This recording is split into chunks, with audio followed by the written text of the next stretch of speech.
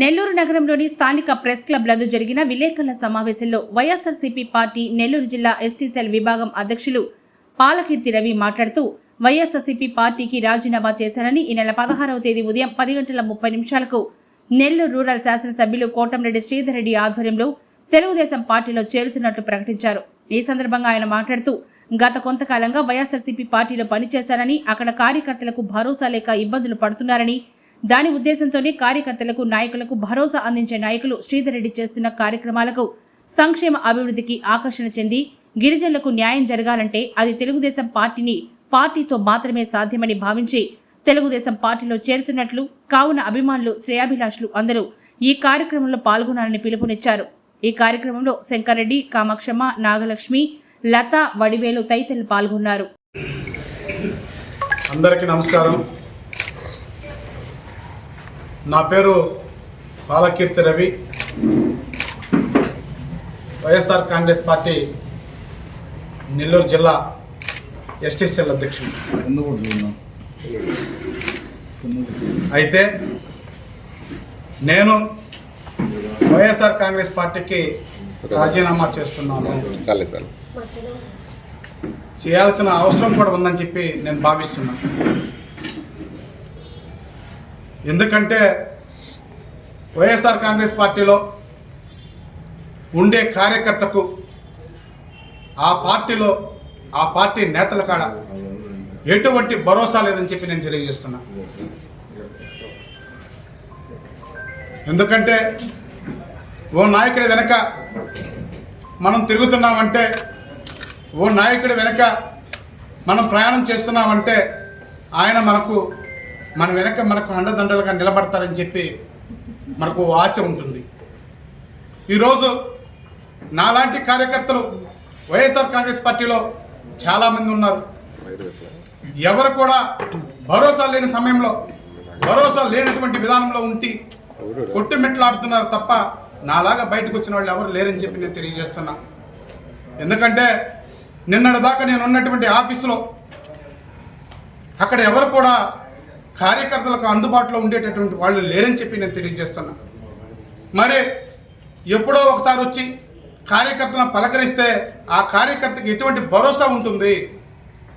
ఈరోజు నేను ముందుకొచ్చి మీ అందరి ముందు మాట్లాడుతున్నాను, కానీ నాలాగా మాట్లాడలేనటువంటి వారు ఆ ఆఫీసులో చాలామంది ఉన్నారని చెప్పి నేను తెలియజేస్తున్నా.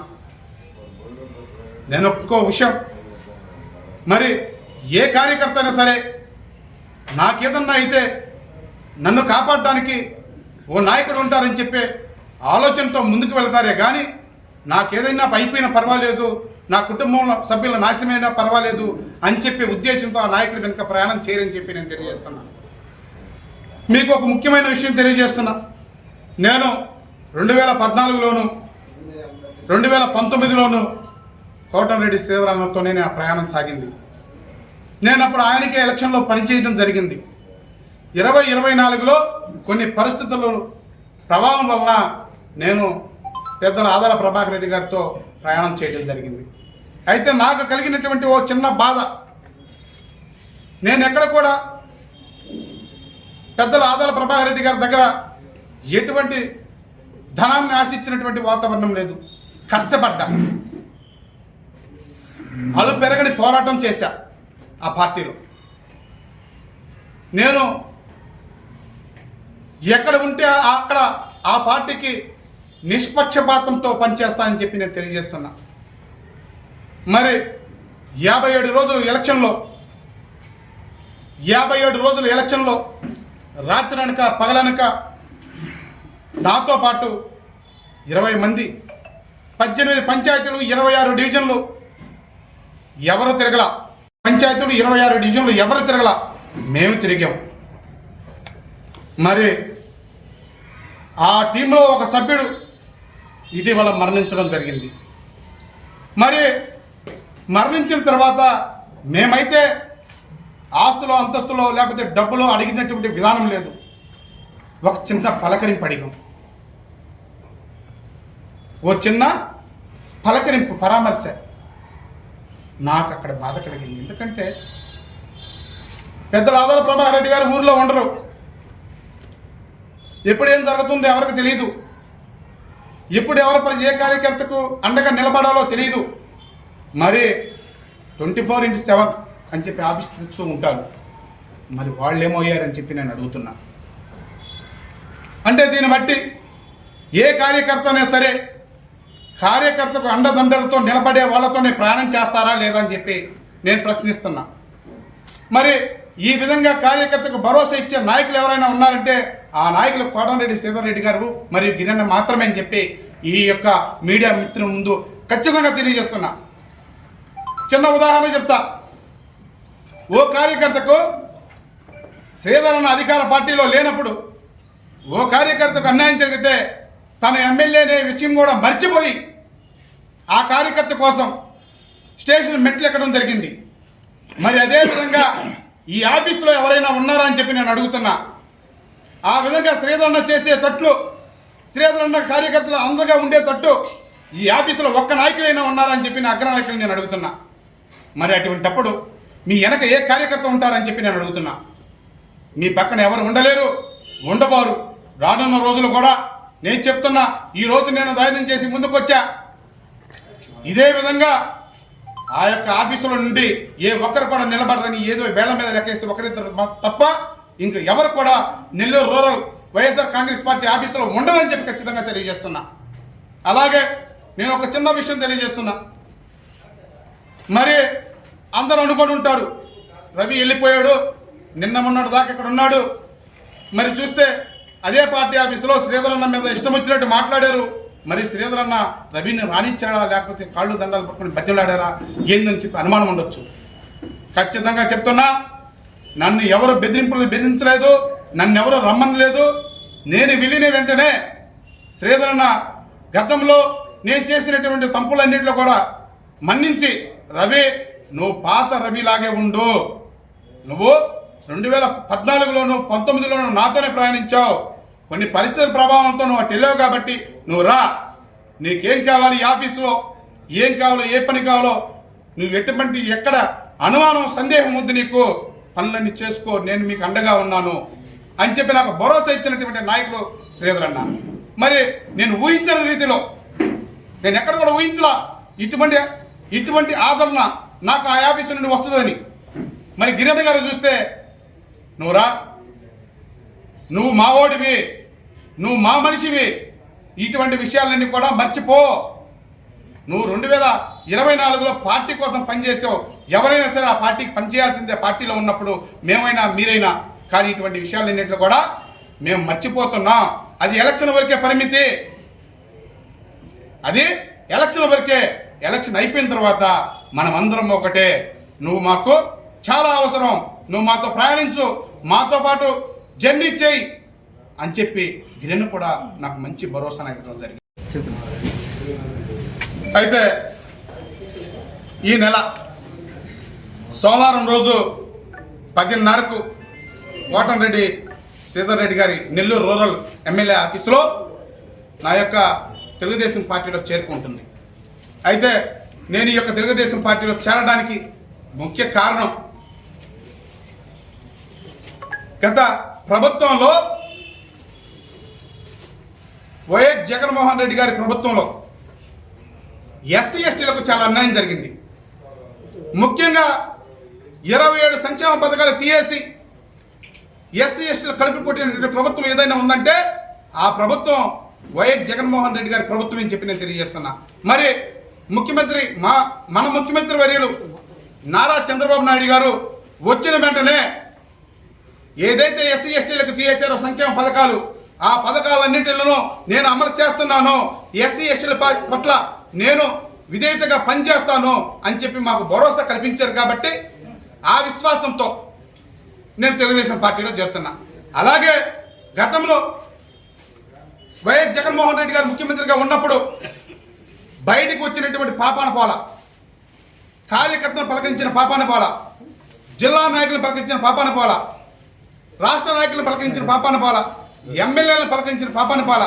మరి ఈరోజు ముఖ్యమంత్రిగా అయినటువంటి నారా చంద్రబాబు నాయుడు గారు వారంలోనే కార్యక్రమాన్ని పెట్టి మంగళగిరి పార్టీ ఆఫీసులో కార్యక్రమాలు నిమిత్తి ప్రజలు ఎవరైతే ఇబ్బందులు పడుతున్నారో వాళ్ళ యొక్క విధానాన్ని బయటకు తీసుకొని ప్రతి నిత్యం జనాభాల మధ్య ఉంటున్నటువంటి బాబు గారిని చూసి ఇన్స్పైర్ అయ్యి బాబు గారితో ఈ పార్టీలో ఈ యొక్క గిరిజనులకు చాలా మేలు జరుగుతుందని చెప్పి నేను భావించి ఈ యొక్క తెలుగుదేశం పార్టీలో చేరడం జరుగుతుంది.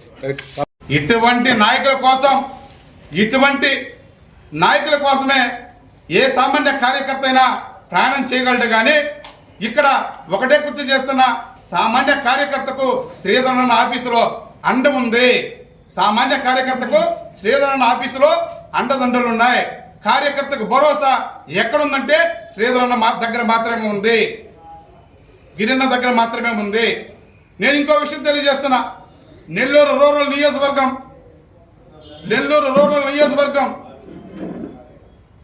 కోటమిరెడ్డి బ్రదర్స్ అడ్డా అని చెప్పి ఖచ్చితంగా తెలియజేస్తున్నా. ఇది ఇప్పుడుదే కాదు, ఎప్పటికైనా సరే నెల్లూరు రూరల్ నియోజకవర్గం కోటమిరెడ్డి శ్రీధర్ రెడ్డి బ్రదర్స్ అడ్డా. ఆయన ఇండిపెండెంట్గా పోటీ చేసినా ప్రజలు ఆ విధంగానే ఆహ్వానిస్తారు. కానీ ప్రజలు ఏ నాయకుడిని కూడా ఈ యొక్క నెల్లూరు రూరల్ నియోజకవర్గం ఎమ్మెల్యేగా తీసుకోవాలనే ఉద్దేశంతో లేరని చెప్పి నేను తెలియజేస్తున్నా. ఎందుకంటే మాస్ లీడర్ అయినటువంటి క్లాసుకి మాస్కి తేడా ఏంటంటే ఎప్పుడు ఎక్కడికి పోయినా, ఏ ఇంటికి పోయినా, ఏ ప్రాంతానికి పోయినా శ్రీధరన్న అంటే హక్కును తెచ్చుకుంటున్నాడు. వాడు మనోడా బయటోడా అనేది లేకుండా. మరి నాకు జరిగింది కూడా అదే. నేను వెళ్ళి వెళ్తూనే హృదయానికి అద్దుకున్నాడు. నేను చేసిన తప్పులో ఒప్పులో నాకు తెలియదు. కానీ మరి నన్ను పోవటంతోనే మంచి మనసుతో క్షమించి నన్ను ఆదరించినటువంటి ఏకైక ఎమ్మెల్యే ఎవరైనా ఉన్నారంటే ఆయన కోటమిరెడ్డి శ్రీధర్ రెడ్డి గారు అని చెప్పి నేను తెలియజేస్తున్నాను. గిరిజన కూడా అంతే. ఇక్కడ కార్యకర్తలకు అండదండగా ఉండాల్సినటువంటి ఆవశ్యకత ఓన్లీ కోటమిరెడ్డి శ్రీధర్ రెడ్డి ఆఫీస్కి మాత్రమే ఉందని నేను తెలియజేస్తున్నా. ఇక్కడ మాత్రం అటువంటి పరిస్థితి లేదు. మరి ఏ విధానంలో మిమ్మల్ని అంటిపెట్టుకొని ఉండగలరు కార్యకర్త? ఏ విధానంతో? ఒక ధైర్యం ఇవ్వాలా, ఒక భరోసా ఇవ్వాలా. మరి పెద్దల ఆదాల ప్రభాకర్ రెడ్డి గారు చూస్తే హైదరాబాద్లో ఉంటారు, ఎప్పుడో ఒకసారి వస్తారు. వచ్చిన కార్యకర్తకు అండగా నిలబడేటువంటి పరిస్థితి లేదు. మరి నాకు తెలిసి అంటే నాతో పాటు జరిగినటువంటి ఒక కార్యకర్తకు జరిగినటువంటి అన్యాయంలో పెద్దలను మాత్రమే పరామర్శిస్తారు, కోటీశ్వరులను మాత్రమే పరామర్శిస్తారు. మరి సామాన్య కార్యకర్తను పరామర్శించరా అని చెప్పే ఒక భావన నాకు కలిగింది. ఎందుకంటే నాతో పాటు 57 రోజుల పడి తిరిగినటువంటి ఒక వ్యక్తి మరణిస్తే ఆ వ్యక్తి కుటుంబాన్ని పరామర్శించకుండా ఈ రోజు కూడా ఆ వ్యక్తి ఉన్నాడా లేదని తెలియకుండా చేసినటువంటి విధానంలో అంటే నన్ ఆఫ్ దోస్ ఏ విధంగా చనిపోయాడా, ఎట్టా వచ్చాడా, ఎట్టిపోయాడా, వ్యక్తిగత కారణాలు ఏంటి అనేది కాదు.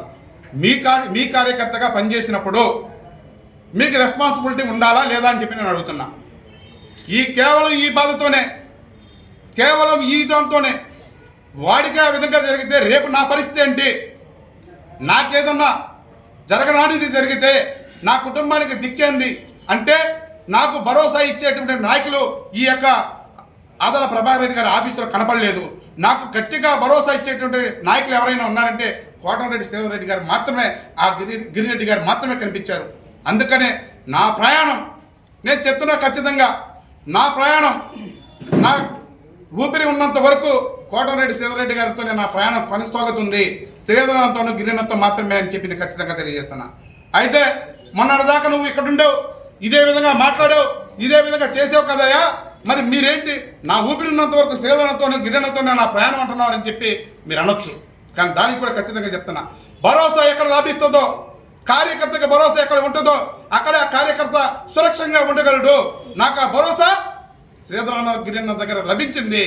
మరి నేను ఒకటే చెప్తున్నా, ఎవరు ఏ పార్టీలో ఉన్నా ఏ పార్టీలో లేకపోయినా నా ప్రయాణం మాత్రం నా శ్వాస ఉన్నంత వరకు కోటమిరెడ్డి శ్రీధర్ రెడ్డి గారితోనూ మరి గిరిరెడ్డి గారితోనని చెప్పి ఈ యొక్క సభాముఖంగా తెలియజేస్తున్నా.